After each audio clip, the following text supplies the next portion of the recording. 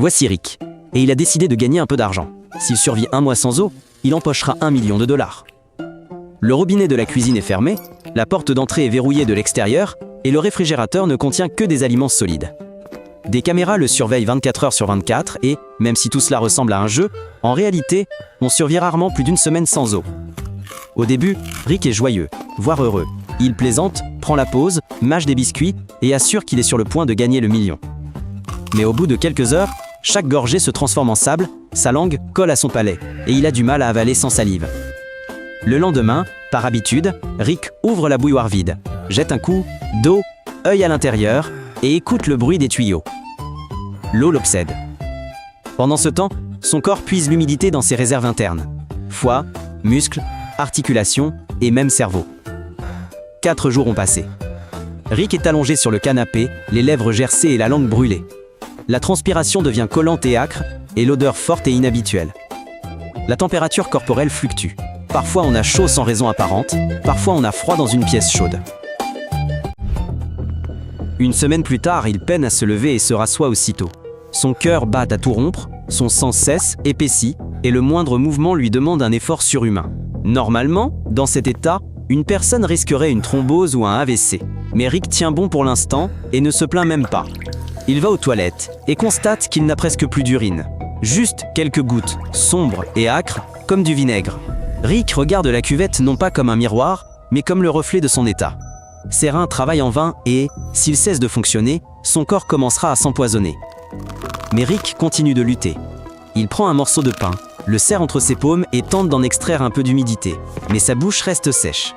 Il comprend que manger ne fait qu'attiser sa soif, et repousse le pain, décidant de ne rien manger du tout pour ne pas gaspiller les dernières gouttes à digérer.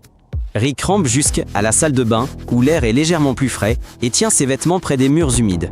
Il s'en enveloppe alors, espérant conserver au moins un peu d'humidité. Le lendemain matin, il prend un chiffon et le passe sur la vitre, attendant la rosée. Le chiffon est légèrement humide, mais il n'y a rien à essorer. Alors Rick le pose simplement sur son front, ressentant déjà un certain soulagement. Désespéré, Rick pose un bocal pour recueillir son urine, mais seules quelques gouttes écoulent, trop sombres et âcres pour être comptées. Rick se retrouve les mains vides et rongé par la soif, mais l'espoir d'1 million de dollars l'anime encore. Son sommeil est agité. Il rêve d'eau, non comme d'un salut, mais comme d'un piège. Dans ses rêves, il se noie, inhale de l'eau, et ne trouve que le vide. Le sommeil se transforme en supplice, et même au réveil, son corps est encore plus assoiffé. Sa température corporelle chute, un mécanisme de défense. L'organisme met en veilleuse les fonctions non essentielles pour maintenir la plus vitale, son rythme cardiaque. La pièce est chaude, mais Rick, enveloppé dans une couverture, reste presque immobile, murmurant entre ses dents. Il allume la télévision pour se distraire, et tombe aussitôt sur une publicité pour une boisson. Des glaçons teintent à écran, des gouttes ruissellent sur le verre. Rick n'en peut plus et détourne le regard. Le stress intensifie la dégradation et le cerveau est irrité par chaque goutte hors de portée.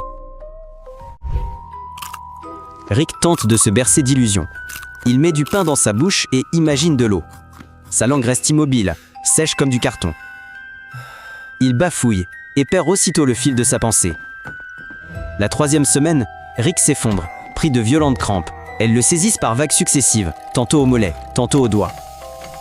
Le sang ne suit pas, les selles ne se dissolvent pas. C'est comme un moteur qui tourne sans huile. Il ne contrôle plus son corps, il ne fait que l'observer.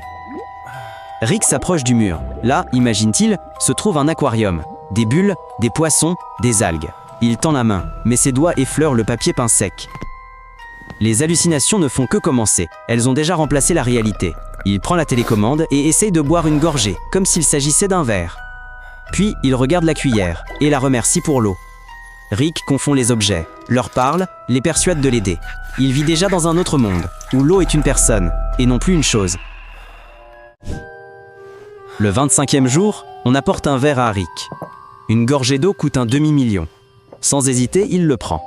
Il le tient à 2 mains, le fixe longuement, puis en prend une lente gorgée. Comme s'il buvait pour la première fois de sa vie. Il se fige. L'eau lui pénètre la gorge, apaise la douleur et revigore ses muqueuses. Ses reins réagissent comme un radar qui capte un signal.